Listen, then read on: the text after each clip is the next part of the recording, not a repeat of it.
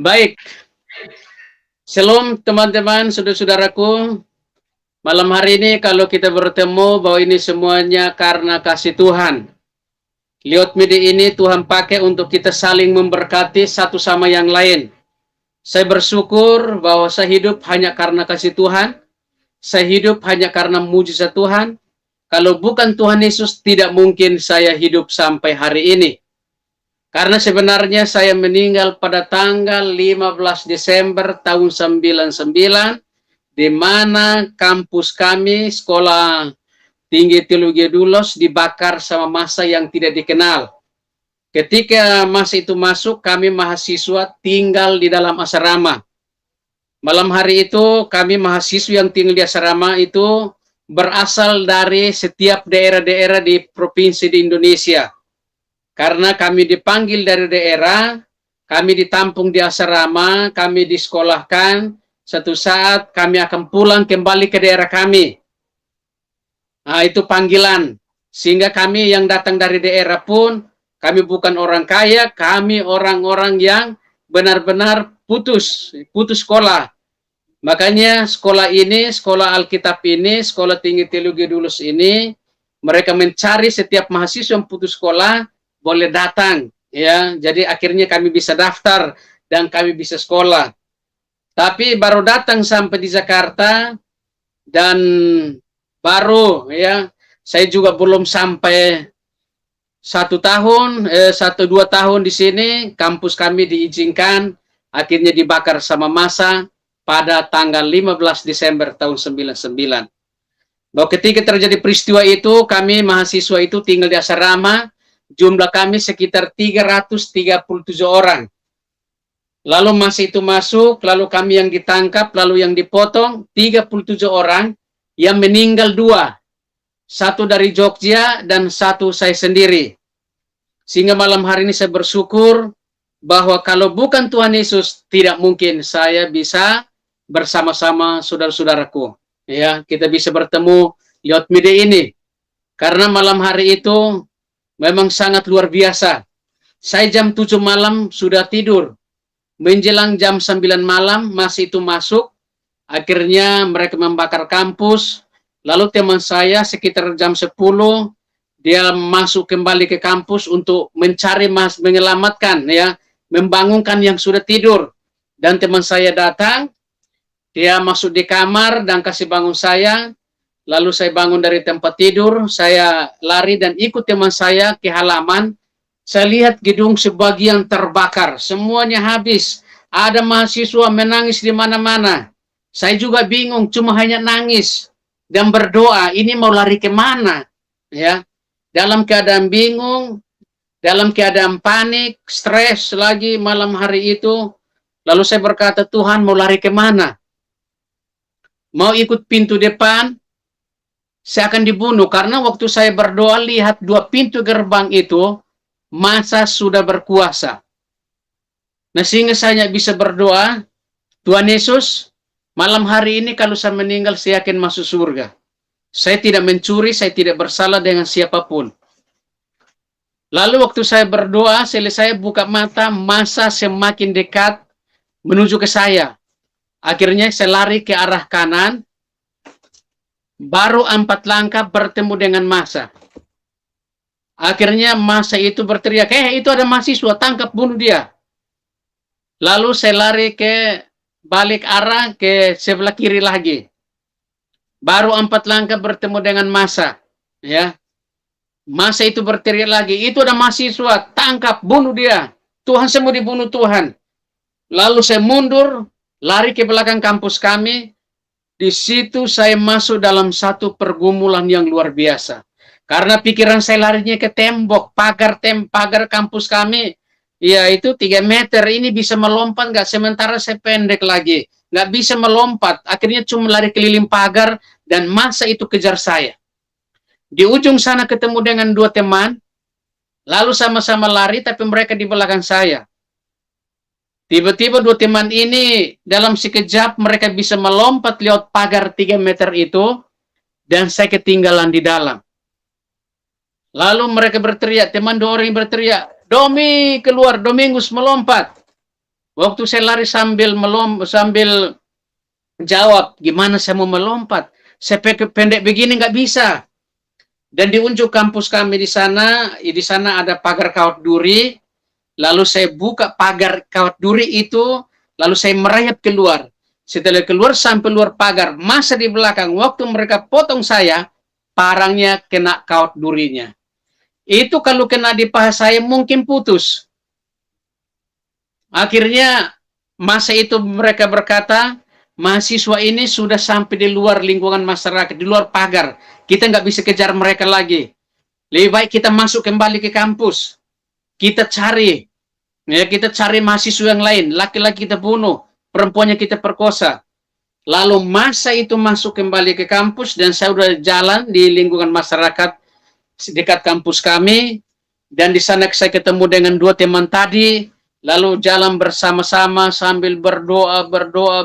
Saya bilang, Tuhan tolong saya tidak mencuri. Ini kami 3 orang berani serang, paling-paling baku pukul.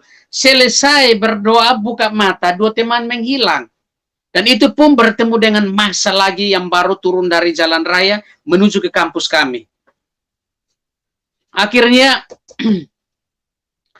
di sana teman 2 orang ini sudah berpisah dan masa itu bagi 2 kelompok. Akhirnya 2 teman ini mereka lari dan masa itu kejar 2 teman, lalu mereka ditangkap. Akhirnya yang satu dicincang 9 kali, yang satunya mati pada malam hari itu.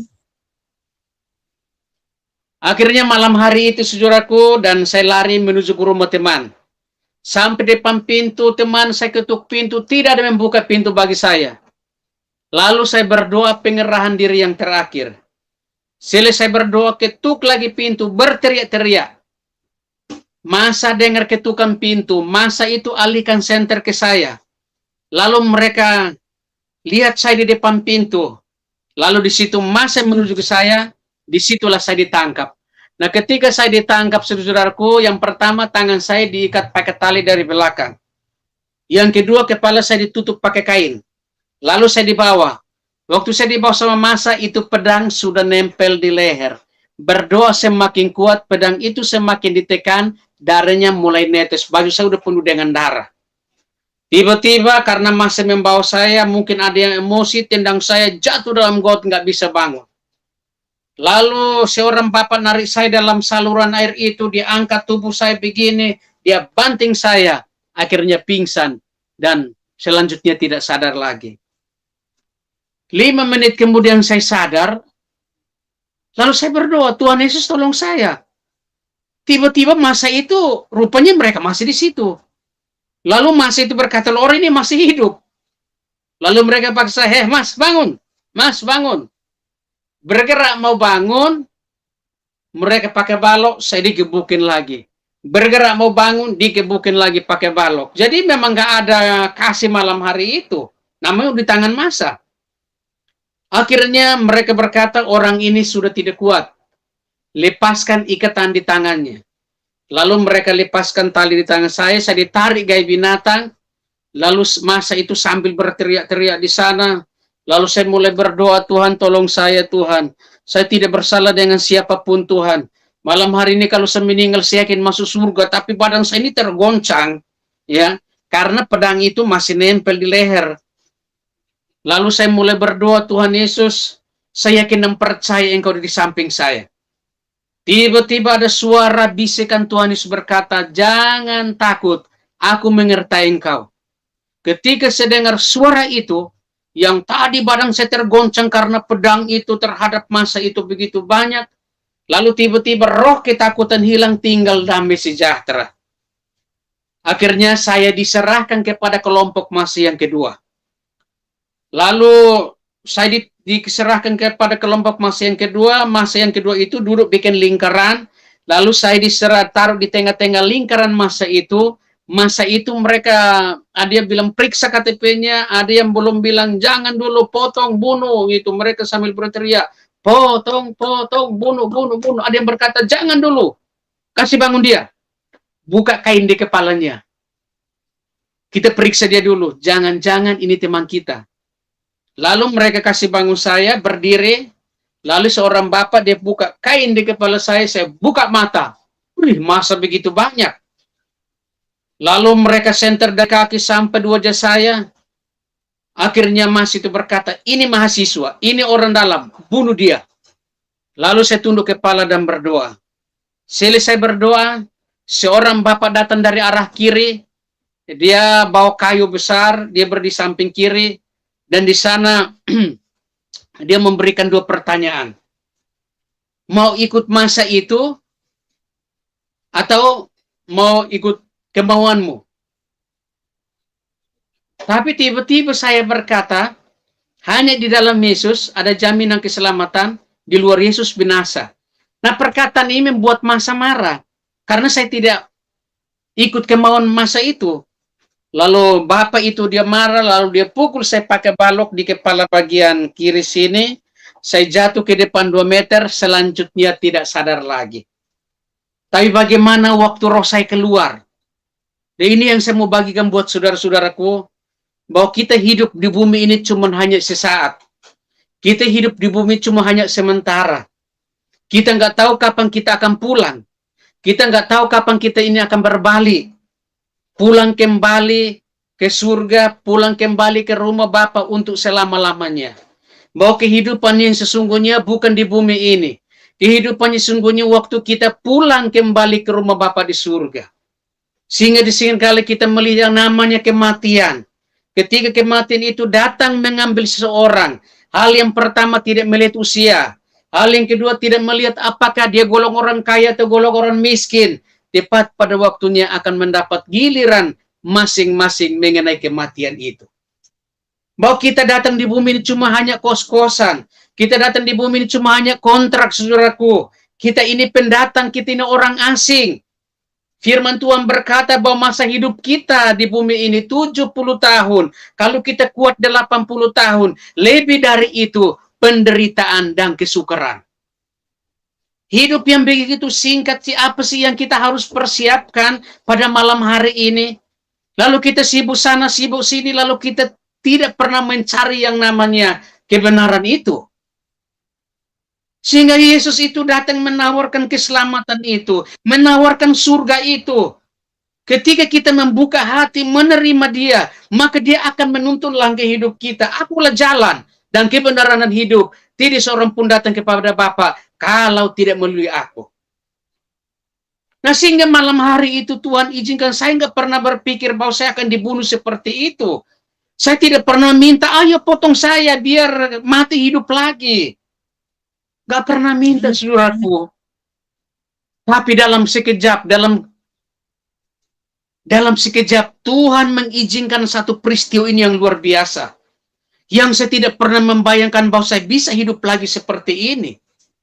Bahwa ini karena kasih Bapa yang begitu luar biasa.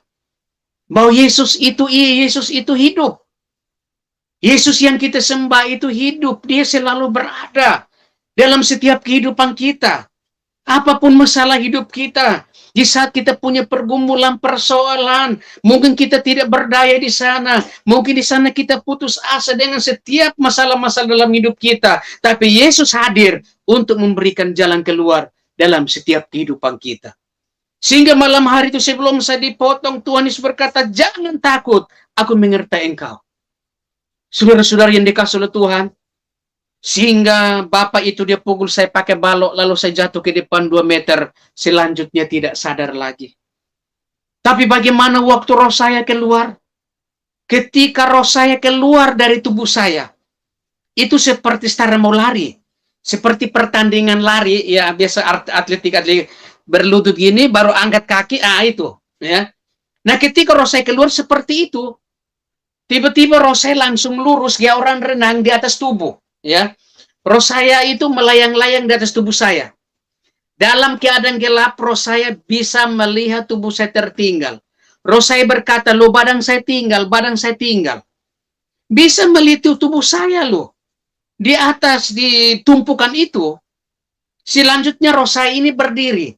Ketika roh saya berdiri, saudaraku, bahwa ini mau kemana? Di alam roh itu gelapnya luar biasa. Di alam roh itu tidak ada terang di sana, gelap gulita, tidak ada suara apa-apa di dalam sana. Tidak suara di sana dalam alam roh itu hening, tidak ada apa-apa dalam sana. Cuman roh saya berkata, ini mau kemana ya? Ini mau kemana ya? Roh saya langsung berkata gini lagi, Tuhan Yesus mau kemana? Ketika sebut Tuhan Yesus, baru 5 malaikat hadir di samping kanan roh saya, sekitar 2 meter. Ketika 5 malaikat hadir, tempat itu langsung terang, tapi terangnya cuma di sekeliling mereka. Roh saya masih melayang-layang. Roh saya masih melayang-layang itu di dalam kegelapan. Lalu tiba-tiba roh saya berkata gini, Tuhan Yesus, ini malaikat yang terbaik, pasti membawa roh saya ke jalan yang benar. Baru selesai ngomong kayak gini, tiba-tiba 5 malaikat ini mereka ada komunikasi.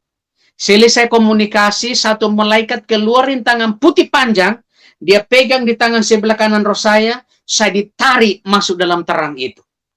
Perpindahan dari dalam gelap yang tadi melayang-layang menuju ke dalam terang ajaib Tuhan, sudah injak sesuatu. Ketika bersama-bersama dengan 5 malaikat itu menginjak sesuatu, seperti saat ini saya injak lantai ini. Sadar, ya. Ketika menginjak sesuatu itu ada damai, ada sukacita, sudah tidak ingat dunia lagi, tidak melihat tubuh saya lagi. Tiba-tiba 5 malaikat ini mereka komunikasi lagi. Selesai komunikasi, 5 malaikat ini mereka bagi. 2 dari samping kanan, 2 malaikat dari samping kiri, dan 1 di depan saya. Lalu mereka komunikasi lagi. Selesai komunikasi, malaikat ini di depan saya. Lalu tiba-tiba dia berjalan melangkahkan kaki. Ada 1 jalan terbuka lurus, gaya orang pakai senter 1 arah.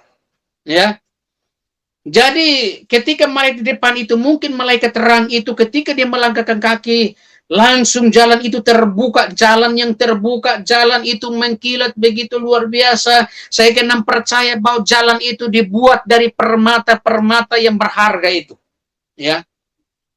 Akhirnya ketika jalan ini terbuka, sekalipun roh saya bersama dengan 5 malaikat ini mulai berjalan, nggak terbang, jalan seperti biasa. Tapi di pinggir kiri kanan itu terjadi perubahan. Di pinggir kiri kanan dalam kegelapan itu, justru di sana ada suara tangisan dan penderitaan. Sebelum alat jalan ini terbuka, di alam roh itu hening. Mungkin hanya di antara 5 malaikat ini yang mereka komunikasi.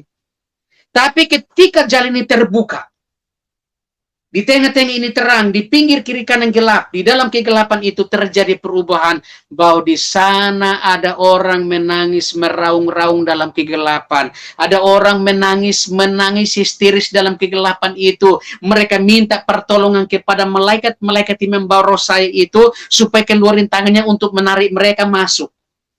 Tapi malaikat ini jalan terus.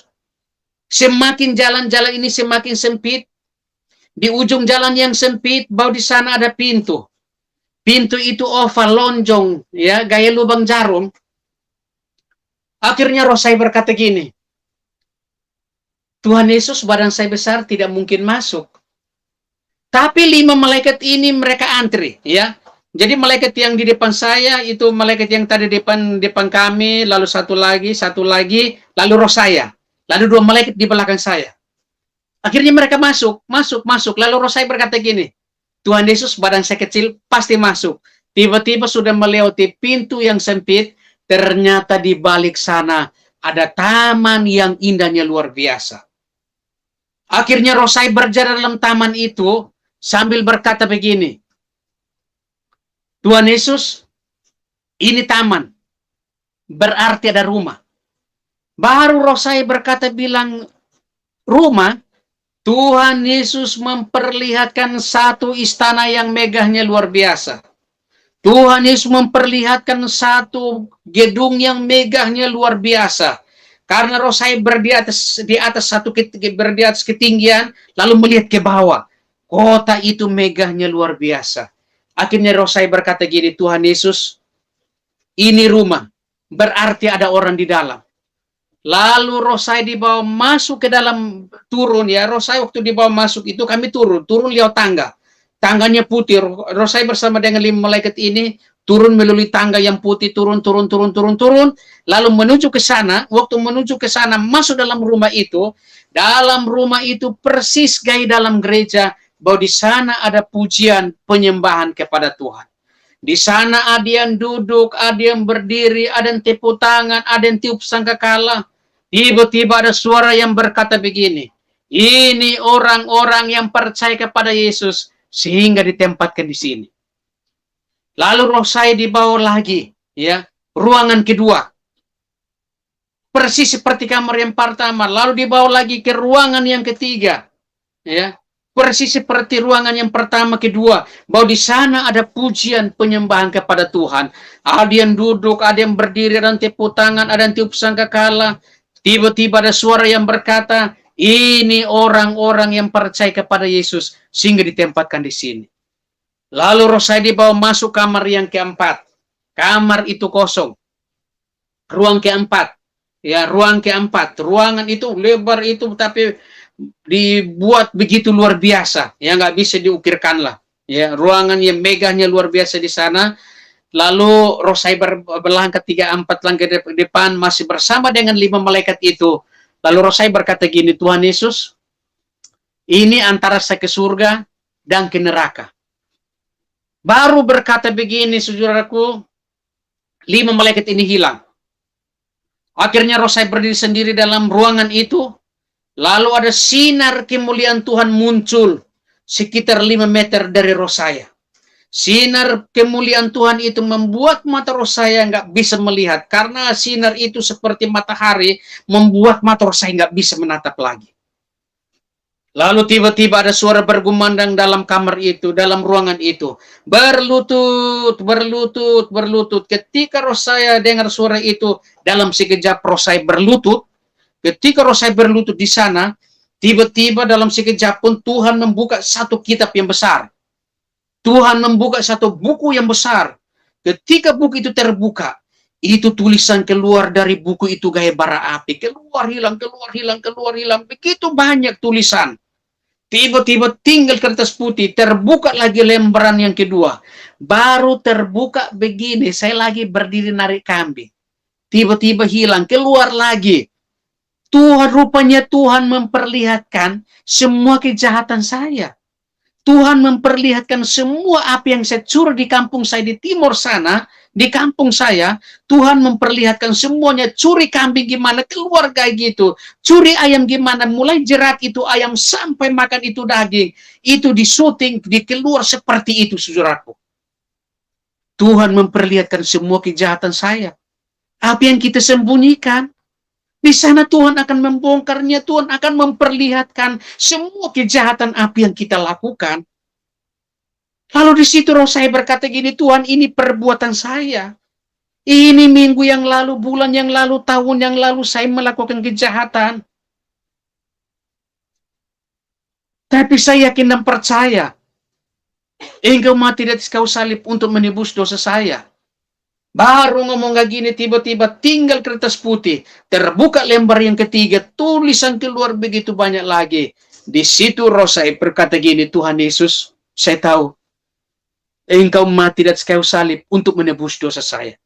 Dalam sekejap tinggal kertas putih, terbuka lembaran keempat, tidak ada tulisan lagi. Roh saya buka mata untuk melihat buku besar ini. Buku itu pun hilang, lalu roh saya melihat ke sinar tadi. Sinar pun itu pun hilang, tapi di tempat sinar tadi, di sana hanya ada altar yang bulat. Di sana hanya ada mimbar yang bulat.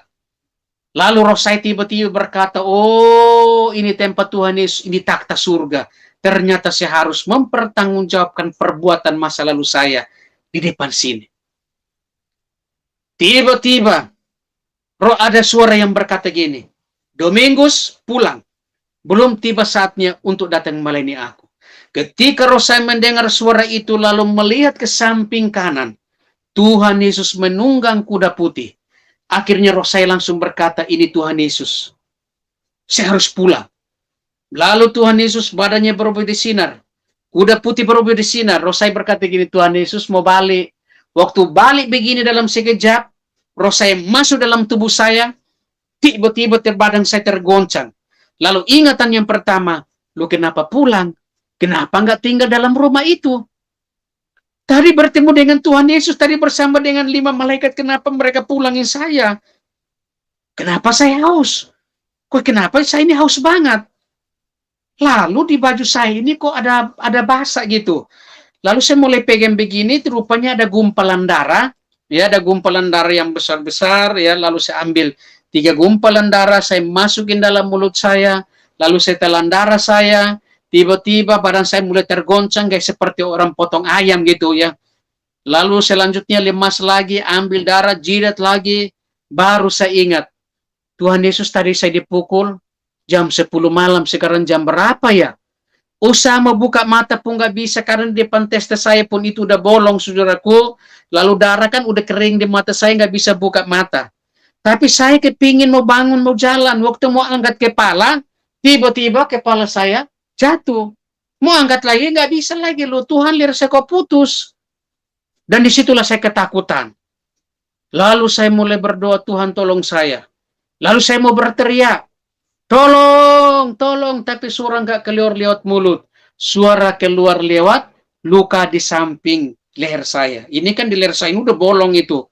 Pita suara udah bolong, tulang leher udah putus, saraf-saraf semuanya udah putus. Jadi ya semuanya bernapas lewat luka itu. Berbicara pun keluar itu. Akhirnya saya mau bangun jalan, mau angkat kepala, tiba-tiba kepala saya jatuh, lalu saya berteriak, tolong! Tapi suara keluar dari luka itu, krrr, tolong, krrr, bernapas juga keluar, krrr, gitu, ya.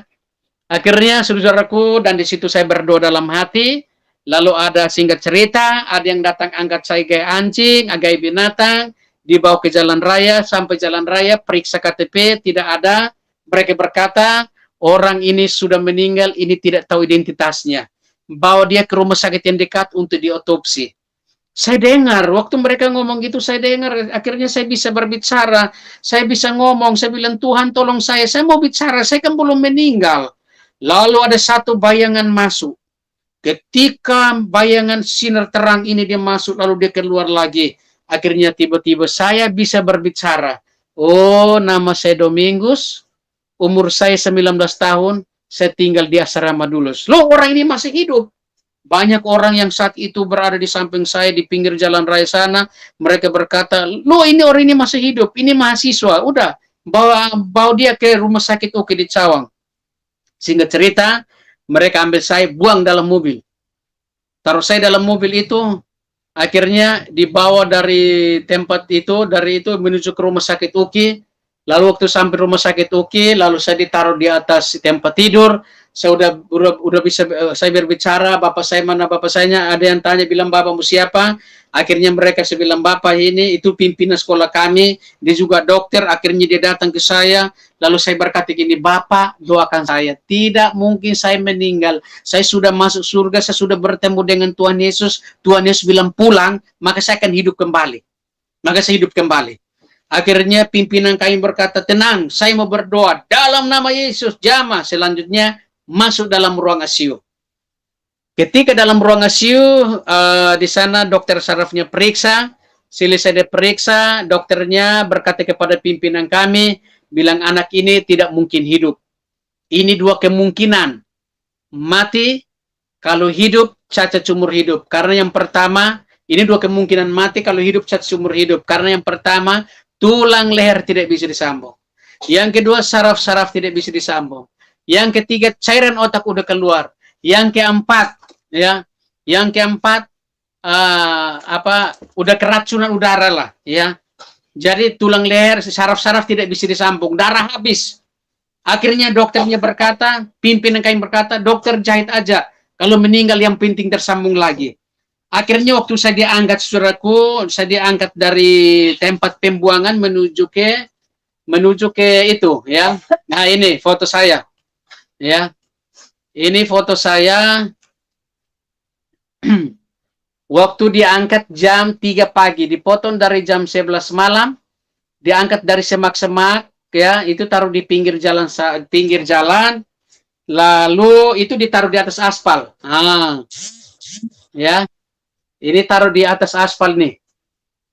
Nah, ini foto-foto saya ditaruh di atas aspal. Ya, ini jam 3 pagi. Dari jam 11, jam 10 malam, jam 3 pagi baru mereka temukan saya. Ya, akhirnya lalu dibawalah masuk dalam ruang ICU. Akhirnya masuk dalam ruang ICU, dokternya tidak kasih bius, tidak kasih donor darah, langsung ikat leher, kalau meninggal yang penting tersambung lagi. Ya, 4 hari kemudian meninggal dalam ruang ICU. Dokter berkata Domingos meninggal, bawa dia ke ruang mayat.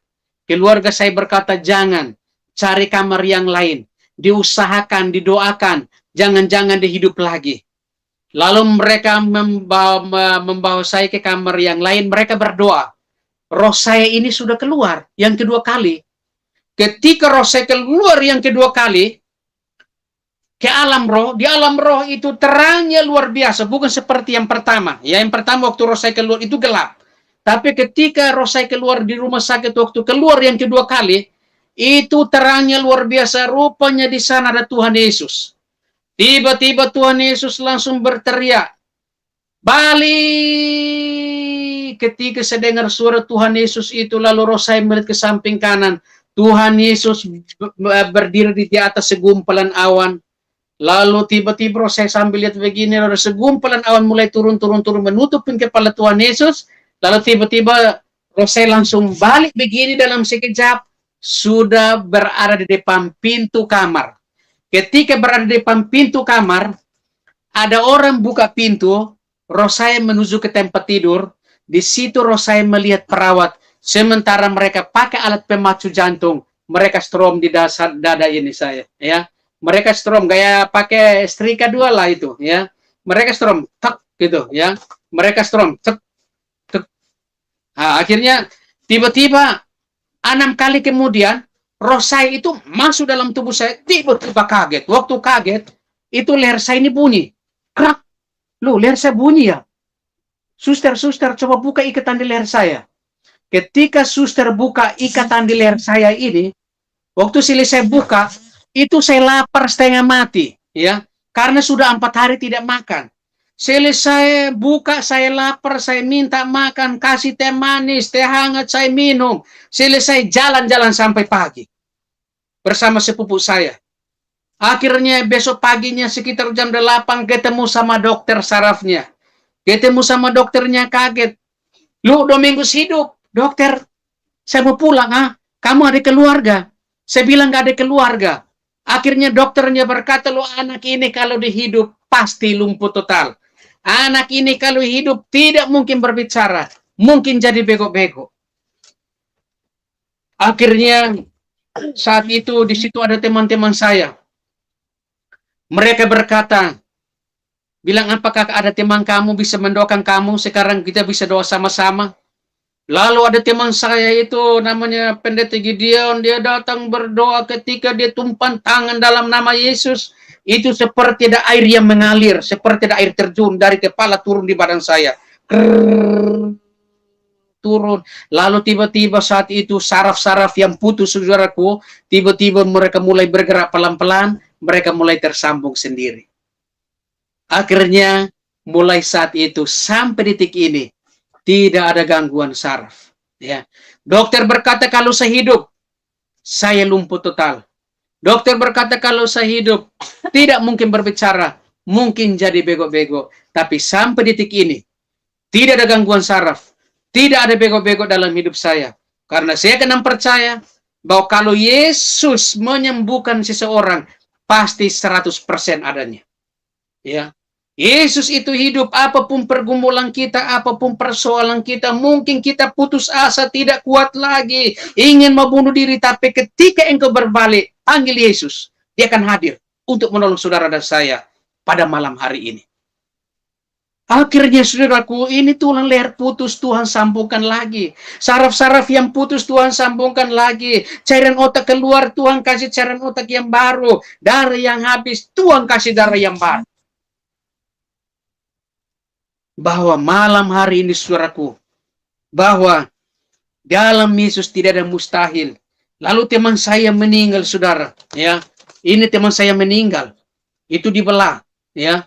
Ini kalau saudara lihat di ini ya, di bagian sini ini terbuka, ya. Nah, ini dia waktu jatuh, waktu pas dia mau menangis jatuh dia.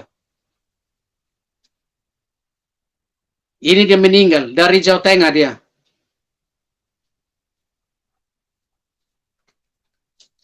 Bahwa apapun persoalan kita, saudaraku, malam hari ini, marilah berbaliklah kepada Tuhan.